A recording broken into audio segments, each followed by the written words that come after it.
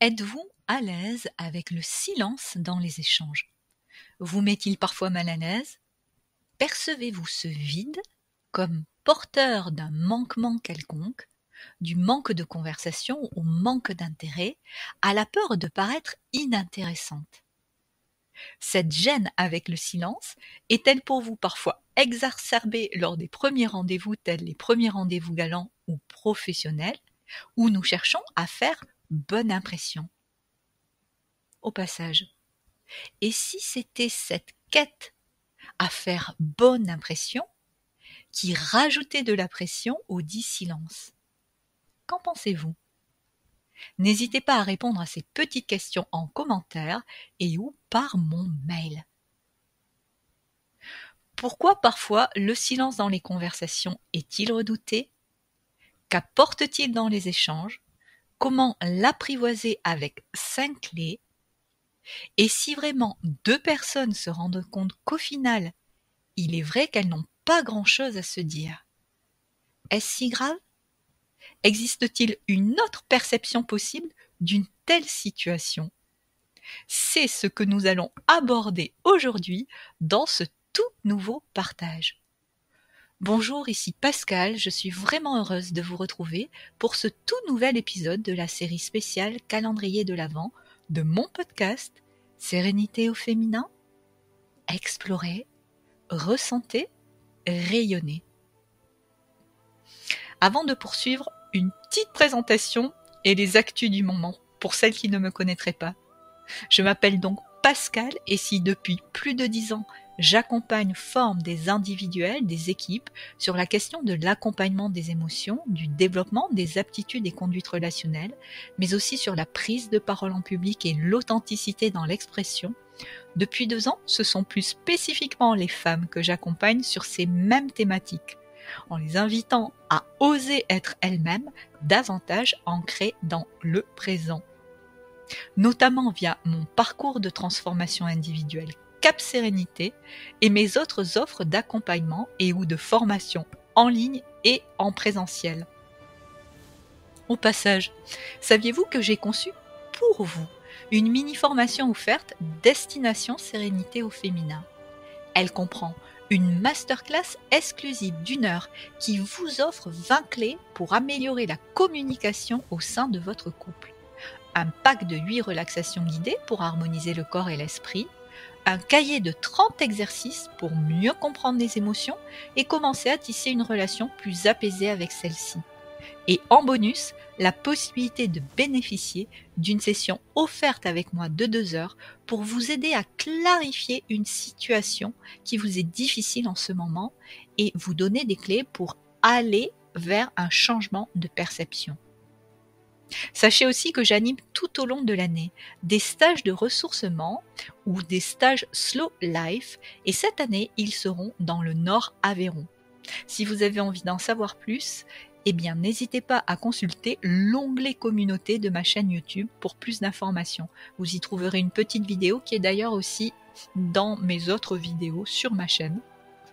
Je profite encore de ce mois de décembre pour vous informer qu'à compter du 1er janvier 2025, ma chaîne YouTube deviendra l'espace vitrine de mes activités et mon espace transmission bibliothèque de l'ensemble de mes partages, à la fois avec l'onglet communauté de ma chaîne, pour les articles, informations, stages, masterclass et pour tout ce qui concerne mes prestations. Vous retrouverez les offres dans les liens accessibles sous la bannière. La bannière, vous savez, c'est cette image où il y a marqué Sérénité au féminin. Alors si ça fait sens pour vous, eh bien n'hésitez pas à vous abonner si ce n'est déjà fait et à activer la petite cloche pour ne manquer aucun partage.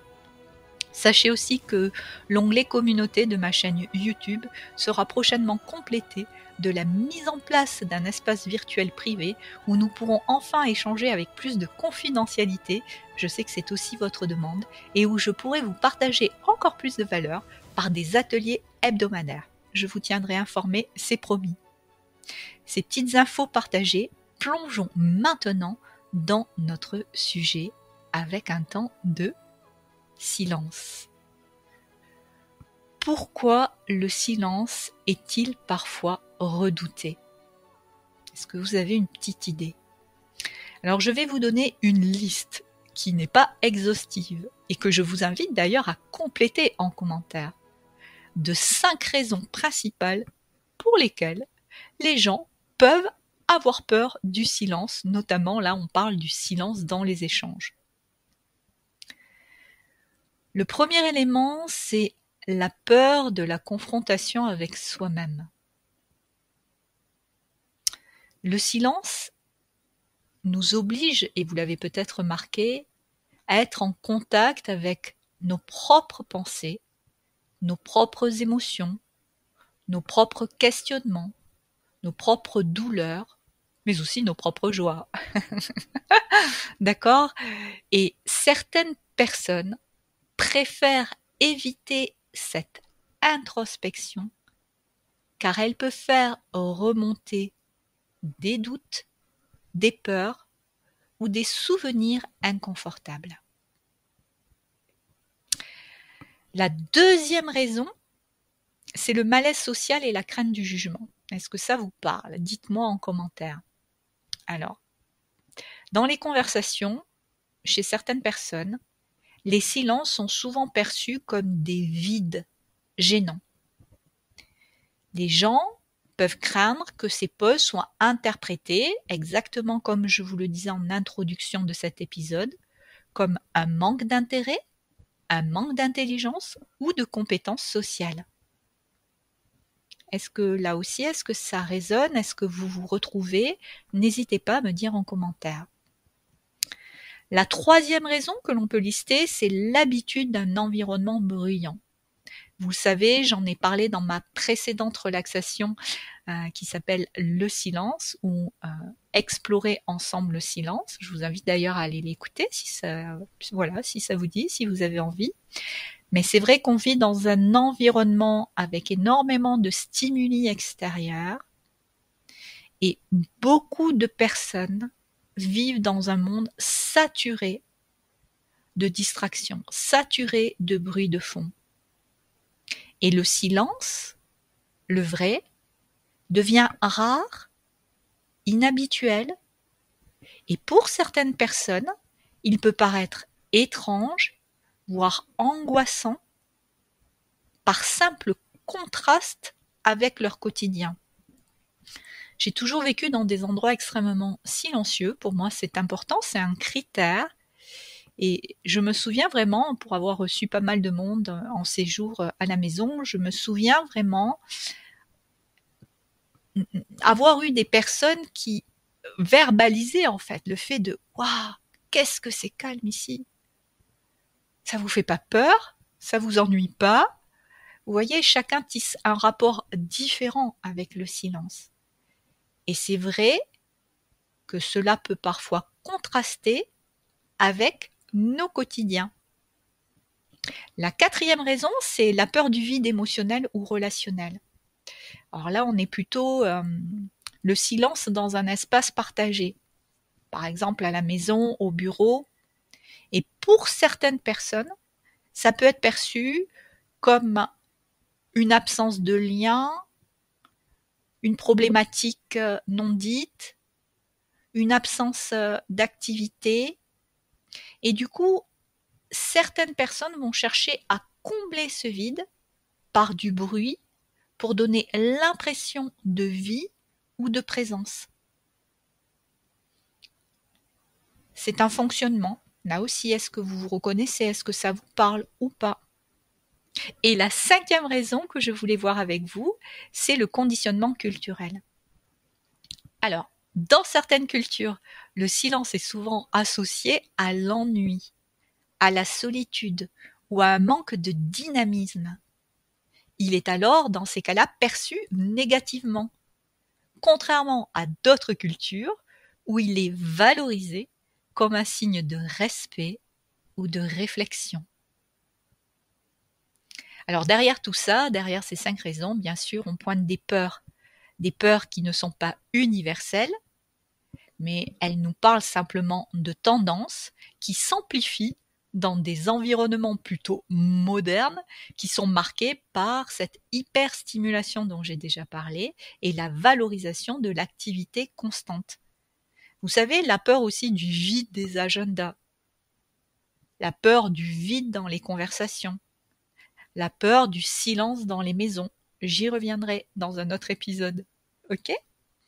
Donc, apprivoiser le silence peut devenir une véritable compétence et un levier de bien-être.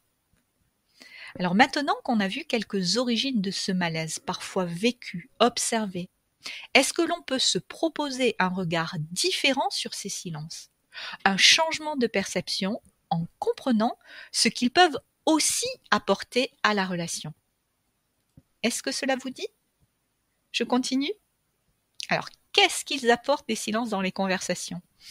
Il y a une jolie citation de John O'Donoghue, alors désolé pour la prononciation, décédé en 2008, qui est un philosophe, poète et auteur irlandais, qui a dit « Le silence n'est pas une absence, il est une présence profonde. » Je répète, le silence n'est pas une absence, il est une présence profonde. Et il est intéressant, voire important, de se proposer de poser un regard décalé, un regard différent sur les silences, en comprenant qu'ils ont parfaitement leur place, qu'ils sont essentiels et qu'ils remplissent des fonctions importantes. Alors là aussi, c'est une liste non exhaustive, mais j'ai sélectionné pour vous quelques pistes justement, quelques fonctions qui sont importantes. La première fonction, c'est que ça encourage la réflexion. Vous voyez, dans une discussion, à un moment donné, quelqu'un va vous dire quelque chose, et puis peut-être que vous avez besoin d'un temps de recul pour bien intégrer ce qu'il vient de vous dire, pour essayer vraiment de comprendre plutôt que de répondre à ce qui vient d'être dit. Peut-être même que ce qui vient d'être dit est venu vous chatouiller émotionnellement et que du coup, on va en parler un petit peu plus loin, ça vous crée aussi un espace pour vous repositionner intérieurement par rapport à l'émotion que cela suscite. Mais je vais y revenir ensuite. Là, il s'agit plutôt de la fonction d'encourager la réflexion. C'est-à-dire qu'un silence permet aussi à chacun de réfléchir à ce qui a été dit, de digérer l'information et de formuler éventuellement une réponse ou une question plus appropriée pour éclaircir ou réfléchir. Mais le silence non seulement encourage la réflexion, mais il enrichit aussi la profondeur de l'échange. La deuxième fonction importante, c'est que le silence favorise l'écoute active. Alors, l'écoute active, je vous en ai déjà parlé dans mon dans mon précédent épisode où je vous parlais de l'importance de la communication directe dans les conflits. Si vous ne l'avez pas écouté, je vous invite vraiment à le faire. Mais sachez que l'absence de parole donne vraiment l'opportunité d'écouter pleinement l'autre. Et c'est là où apprenez plutôt à écouter pour comprendre plutôt que pour répondre. La belle citation de Stephen R. Covey. Ok ? Et quand on favorise l'écoute active, quand on apprivoise les silences dans un échange, cela montre d'une part qu'on est posé, qu'on est attentif, qu'on est respectueux, qu'on est empathique, qu'on essaie pleinement de comprendre ce que l'autre essaie de nous exprimer, et non que nous sommes simplement en train de préparer notre propre réponse, parfois campée sur les starting blocks, on est prête comme ça à y aller, et du coup, bien, les silences vont permettre vraiment de favoriser cette écoute empathique. Troisième fonction. Est-ce que vous voyez laquelle? J'en ai parlé un petit peu avec la première. Ça crée de l'espace émotionnel. Certains silences sont chargés d'émotions, comme dans les partages de moments de tristesse, de joie ou de révélation.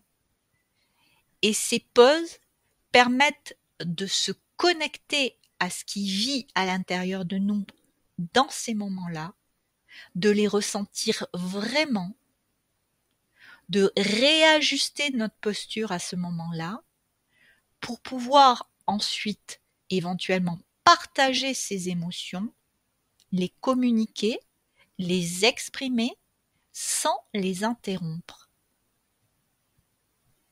Donc vous voyez, ça aussi c'est super important à l'endroit de la création de l'espace émotionnel que cela propose et de la connexion émotionnelle que cela propose.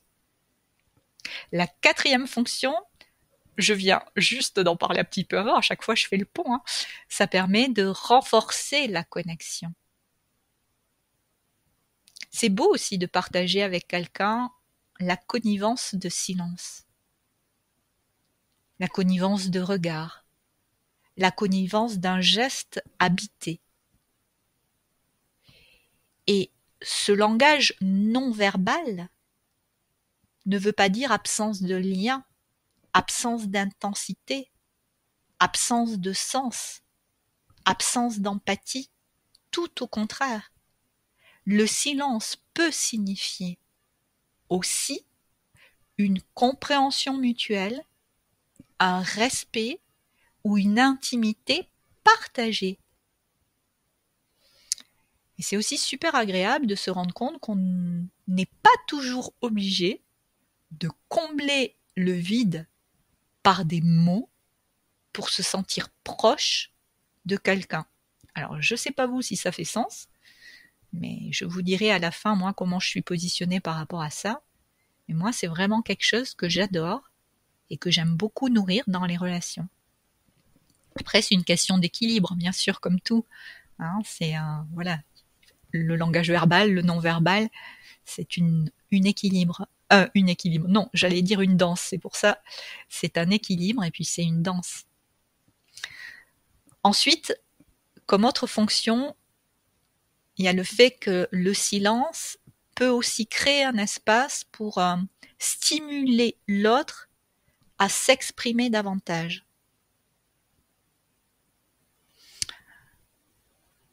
Laisser un blanc, c'est laisser un espace vide ou laisser un espace silencieux d'une façon intentionnelle. Ça peut inciter l'interlocuteur à poursuivre son propos.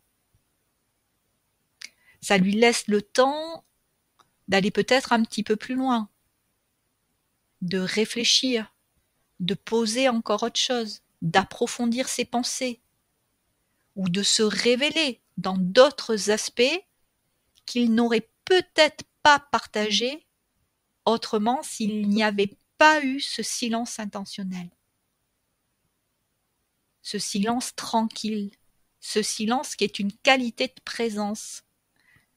Vous verrez, je vous cite après une autre phrase que je trouve très belle sur le silence.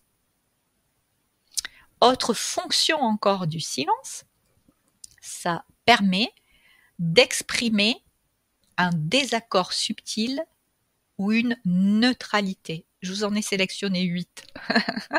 Ok, donc le silence peut aussi parfois signifier une position neutre ou un désaccord sans confrontation directe. Ok, quelqu'un vient de vous dire quelque chose, vous n'êtes pas vraiment d'accord, ça fait pas vraiment sens pour vous.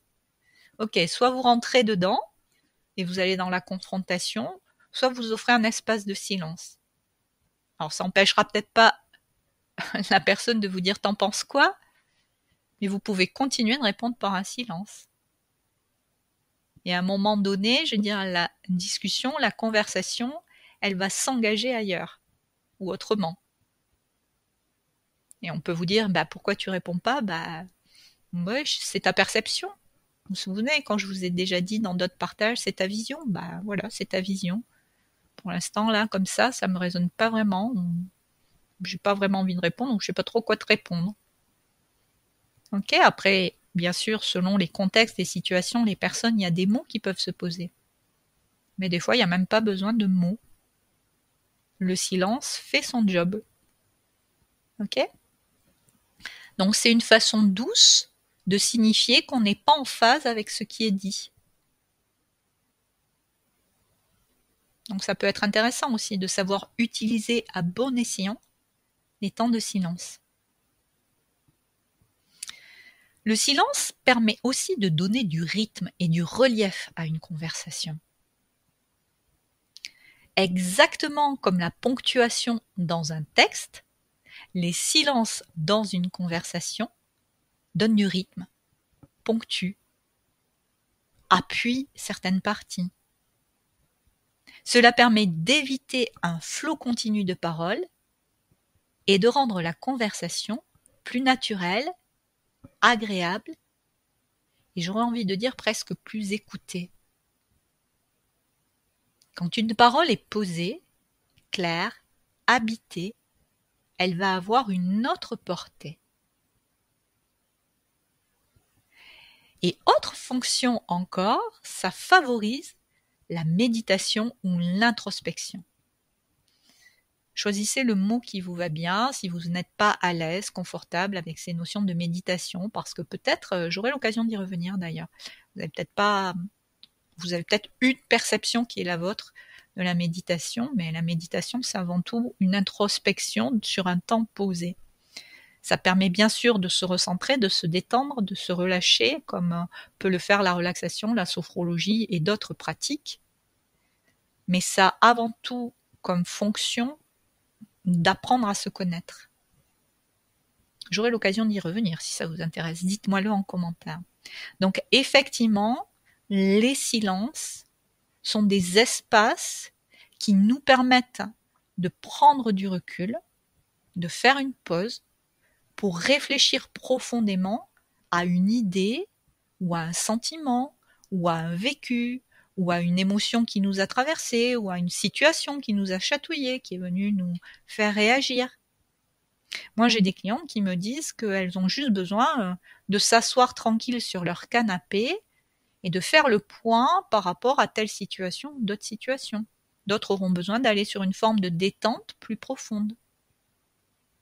C'est à chacune, en fait, de trouver ce qui lui va bien pour, de toutes les façons, savoir valoriser, utiliser, créer ces espaces pour réfléchir profondément à certaines situations. Donc avec tout ce que je viens de vous partager, on peut comprendre que les silences sont quand même des moments qui sont précieux, qui permettent à la communication d'être encore plus authentique, encore plus empathique, plus équilibrée, plus nuancée. Et c'est vrai que chercher à combler systématiquement les vides, ça peut appauvrir l'interaction et réduire au bout du compte l'espace pour l'échange émotionnel et intellectuel. Et c'est super important dans les échanges, cette connexion aussi émotionnelle. C'est très important. Alors maintenant, est-ce qu'il existe des clés pour cesser de craindre le silence dans les conversations? Il y en a. Je vais vous en partager 5. Mais avant, je voudrais vous offrir cette belle citation de Jean-Yves Leloup. Le silence est un espace sacré où l'on rencontre l'essentiel. Je répète, le silence est un espace sacré où l'on rencontre l'essentiel. Qu'est-ce que vous en pensez? J'aurais envie de dire l'essentiel pour soi-même et sans doute l'essentiel aussi dans la rencontre avec l'autre, avec le monde. Alors, revenons à nos clés. D'accord, effectivement, le silence, ça peut être un refuge, et c'est ça qu'il veut dire derrière, où l'on peut découvrir en fait des vérités profondes, hors de l'agitation du monde extérieur. Donc la première clé pour apprivoiser le silence. Ça va être changer notre perception. C'est ce que j'ai essayé de vous proposer de faire avec les éléments que je vous ai donnés juste avant. Qu'est-ce que ça donnerait si vous décidiez de voir le silence comme une pause naturelle et bénéfique et non pas comme un vide géant?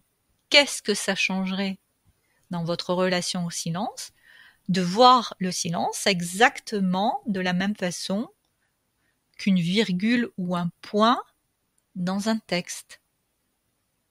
Qu'est-ce que ça changerait pour vous de voir le silence comme une respiration, un espace ouvert? On peut d'ailleurs respirer ensemble dans les silences. Quand il y a des émotions comme ça, on peut utiliser le pouvoir de la respiration pour se réajuster. Et le silence permet à chacun de réfléchir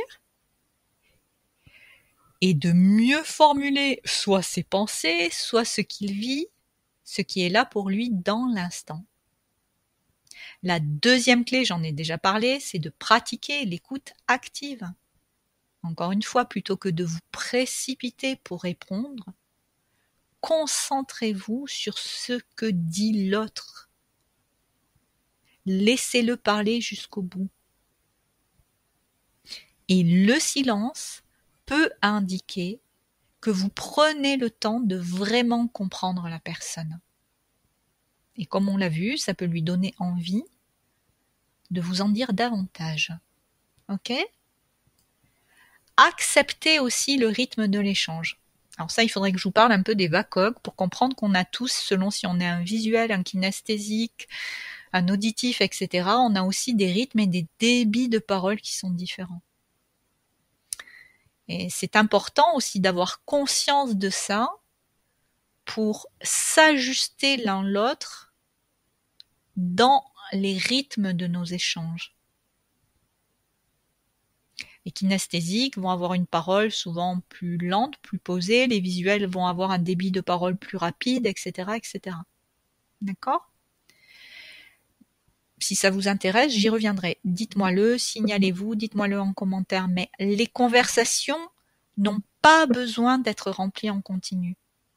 Donc vraiment, accordez-vous le droit de prendre ces pauses, de vous offrir ces pauses, ces virgules, ces points dans vos échanges. Et acceptez que l'autre en face, il fasse pareil. Quatrième clé. Poser des questions ouvertes. Alors, est-ce que vous connaissez la différence entre questions ouvertes et questions fermées? Oui, non? Dites-moi en commentaire. Une question fermée, c'est une question où l'autre ne peut vous répondre que oui ou que non. Est-ce que tu as chaud? Ça va être oui, non. Ok? Une question ouverte, ça va être une question qui va créer un espace où l'autre peut s'exprimer. C'est, par exemple, si un ami, une amie vous confie une difficulté, on leur dit « Ok, comment tu vois les choses? Qu'est-ce que tu penses faire ?» Ça, ce sont des questions ouvertes. Comment tu penses t'organiser? Ok? Ce sont des questions qui offrent et qui ouvrent un espace. Et quand il y a un silence qui s'installe, et si un silence vous met mal à l'aise, à ce moment-là, vous pouvez aussi vous proposer de relancer la conversation en posant justement une question ouverte qui invite l'autre à approfondir ou à partager davantage. Et cinquième clé, ça va jusque-là, vous me suivez? Cinquième clé, c'est pratiquer le silence intentionnel. C'est quoi le silence intentionnel? C'est d'intégrer volontairement des pauses dans vos propres discours. Cela aide à structurer les propos, à donner du sens, à se poser, à réajuster des petites choses. Donc, n'ayez pas peur des silences qui aident aussi à structurer vos propos. Et pour poursuivre, j'avais envie d'évoquer le cas où 2 personnes n'ont rien à se dire. Ça peut aussi arriver. Et je vous ai dit en introduction de ne pas oublier que dans certaines situations, ça peut être intéressant de pas non plus s'arrêter à ça. Des fois, ça peut être de la timidité, ça peut être, il y a tellement d'émotions qu'on bafouille, on sait pas quoi dire, on est mal à l'aise. Ok, donc ça arrive. Il s'agit non plus de pas se figer sans arrêt au premier échange et de ne jamais oublier qu'en face on a des êtres humains et que ça peut être la timidité, ça peut être le stress, ça peut être la pression, ça peut être voilà, donc il s'agit, en tout cas moi je vous invite à ne pas fermer la porte non plus systématiquement si jamais il y a un premier échange qui est pas confortable. Peut-être que quand même s'il y a des choses qui vous ont touché, tentez un deuxième. D'accord? Dans un autre contexte, des fois, il faut du temps aussi aux personnes pour dépasser leur stress, leur appréhension, etc., etc. Pour oser se dévoiler, pour gérer leur timidité. C'est aussi important d'avoir ça dans un coin de la tête. D'accord? Donc, mais si, quand même, au bout du compte, on se rend compte que on n'a pas grand chose à se dire. C'est ok. Est-ce que c'est si grave que ça? Et est-ce qu'il est possible d'avoir une autre perception dans une telle situation? Alors, par rapport à ça, moi, la première des choses que j'aurais envie de vous dire, c'est qu'il ne s'agit pas ici d'être dans le déni, en fait, du fait que à ce moment-là, on a peut-être des émotions qui sont inconfortables qui arrivent, on se sent mal à l'aise, on va commencer à trépigner, à se dire mais qu'est-ce que je fais là, mais pourquoi j'ai accepté ce rendez-vous, mais j'ai rien à lui dire, mais franchement, mais qu'est-ce qui m'a pris? Enfin, vous voyez, d'accord, il va y avoir des pensées inconfortables, des émotions inconfortables, ok? Donc il ne s'agit pas d'être dans le déni de ça. Au contraire, il est important qu'on se propose d'accueillir toutes ces émotions, ces pensées, de les identifier et de comprendre derrière leur message, ou de quoi d'ailleurs, s'il y a des peurs qui subviennent comme ça, de quoi elles nous protègent. Ça, ce sont des choses qu'on apprend à faire dans les parcours d'accompagnement, ok? Mais ce que je peux vous dire là tout de suite ce soir, aussi simplement, c'est qu'il existe une solution. C'est de se le dire avec bienveillance et le sourire. En sachant que cela n'est pas si grave que ça, sauf si vous aviez mis un tel enjeu à cette rencontre. Mais là encore une fois, est-ce que c'est la situation elle-même ou est-ce que c'est l'enjeu, y compris peut-être émotionnel, que vous aviez placé sur cette rencontre? Si vous abordez une rencontre, un premier rendez-vous amoureux ou autre en disant bon, si avec lui ça le fait pas, c'est fini, ça le fera plus jamais avec personne, vous mettez une sacrée pression. Et si en plus il y a un vide, des blancs, parce que vous êtes timide, parce que il y a de l'émotion, parce que quelle que soit la raison, c'est pas facile à gérer sur le moment. D'accord? Donc ça peut être intéressant d'apprendre à prendre du recul. On peut apprendre à se dire cela avec bienveillance, avec le sourire, en se disant bah, là je suis pas très à l'aise, je suis pas très confortable, ok? Sans oublier, comme je vous l'ai dit, que ça peut être une situation ponctuelle, passagère, ou plus durable d'ailleurs, liée à la timidité, au stress ou autre. Mais derrière, c'est aussi ok, et c'est normal de ne pas arriver à se connecter avec tout le monde. C'est pas possible ça. Il y a des gens avec qui on va connecter, et il y a des gens avec qui c'est plus difficile. C'est un peu comme des fréquences radio. D'accord? On vibre pas tous à la même fréquence et il y a des fréquences qui sont compatibles et d'autres qui sont plus difficilement compatibles, voire incompatibles. Ok? C'est comme ça, c'est pas la faute de qui que ce soit, c'est pas que l'autre est moins bien ou mieux que vous. C'est une histoire de fréquence énergétique, de fréquence, de valeur. Il y a beaucoup de gens qui comprennent et moi je nous invite aussi à ne pas rentrer dans une dans une histoire d'opposition où les autres sont pas mieux que nous. C'est juste une histoire de connexion à des familles, à des fréquences, voilà. Et il y a des gens avec qui on connecte de suite parce qu'on est sur la même fréquence, parce qu'on partage les mêmes valeurs, parce qu'on partage les mêmes codes.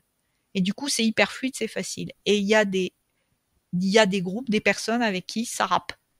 Voilà, c'est comme quand, vous savez, on n'est plus dans les zones où le réseau passe pas bien. Quand on écoute la radio, là, ça grésille, ça rappe. Et ça veut pas dire que les autres sont mieux ou moins bien que nous. Ça veut juste dire. Après, il faudrait que je rentre plus dans les détails pour expliquer, mais ça veut juste dire qu'on n'est pas tout à fait à la même, voilà, aligné sur les mêmes choses. Je vais le dire de cette façon-là pour aujourd'hui. Ok? D'accord? Donc, ça sert à rien de s'incriminer, ça sert à rien de s'en vouloir. C'est simplement ainsi. Et ce qui est intéressant de se dire, c'est que il n'y a aucun doute sur le fait qu'à un moment donné, chacun ou chacune aura la possibilité de rencontrer des personnes avec qui les échanges sont plus fluides, passionnants, intenses, en incluant aussi les temps de silence. Il y a des personnes avec qui ça coule de source, c'est fluide, ça se fait tout seul. Il y a des personnes avec qui on peut se connecter émotionnellement, c'est fluide, ça se fait tout seul. Il n'y a pas de peur, il n'y a pas de rétention, il n'y a pas de malaise. Et il y a des personnes avec qui ça rappe. Et c'est ok aussi, et ça fait pas de ces personnes-là des mauvaises personnes. Après, il faudrait que je rentre beaucoup plus dans les détails, et c'est plus des situations individuelles pour vous expliquer pourquoi. Mais il y a des raisons. Bien sûr. Et bien sûr qu'on peut aussi les travailler et les faire évoluer. Mais ça demande de l'engagement et ça demande d'avoir les bons outils. Et ça prend du temps. Ok? Alors, avec tout ce que je viens de vous partager aujourd'hui, dites-moi, est-ce que vous êtes prête à apprivoiser les silences différemment? Je vais vous faire une confession. Une confidence plutôt qu'une confession. Je préfère. Ok? Je vous avoue que si aujourd'hui, non seulement je vis les silences dans les relations globalement de façon plutôt sereine, et je les affectionne même, ça n'a pas toujours été le cas. C'est un truc vraiment que j'ai appris. Et les clés que j'ai acquises, eh bien, aujourd'hui, je les partage aux femmes que j'accompagne. Je les guide, je montre le chemin, je transmets des outils. D'accord? Des fois, elles me disent, t'as vraiment des bons outils, t'es une mallette à outils pour que vous trouviez les vôtres. Ok? Alors, si aujourd'hui, je suis une femme qui aime les échanges, tantôt légers, pointés d'humour, tantôt profonds, j'ai vraiment besoin d'un équilibre entre les deux. J'aime autant l'échange verbal que le non-verbal. J'adore aussi tout ce qui est connivence autour d'un silence, d'une respiration partagée, un regard, un geste. Mais tout ceci est un chemin d'apprentissage. C'est quelque chose qui se met en place aussi, avec de la confiance, avec du temps. Ça dépend les enjeux, les projections émotionnelles qui viennent aussi fausser des fois les choses. D'accord? Ça dépend la nature du lien. Ça dépend tout ce qu'on projette. Ça dépend ce qu'on projette aussi émotionnellement. Et des fois, ça vient placer des filtres qui vont compliquer ce qui pourrait être simple. Est-ce que vous voyez ce que je veux dire par là? Est-ce que ça vous parle? Ok? Donc, j'aime à dire que grandir, pardon, j'ai touché le micro, que grandir, c'est apprendre à se dire. Et aujourd'hui, je rajouterai que grandir, c'est aussi sans doute, certes, apprendre à se dire, mais c'est aussi apprendre à écouter ce que les silences ont à nous dire. Car les silences sont aussi un espace de présence. Il y a des silences qui sont habités et qui sont pleins de tellement de choses et de belles choses. Ok ? Voilà, avant de conclure et pour compléter cet épisode, sachez que j'aurai aussi l'occasion, dans un épisode suivant, d'évoquer la fuite du silence, parfois masquée par les télévisions ou les radios allumées dans les maisons. Vous savez, quand il y a sans arrêt un bruit de fond. Et on essaiera d'avoir des clés de lecture et de voir aussi comment est-ce qu'on peut, si on le désire, hein, chacun vit comme il a envie, mais si on peut apprivoiser progressivement le silence dans les maisons, dans nos espaces, quand on a repéré que c'est un peu une fuite. Ok ? Voilà, ici s'achève le partage du jour, chère Sereine. Mais avant de nous séparer, souvenez-vous que vous pouvez télécharger gratuitement ma formation offerte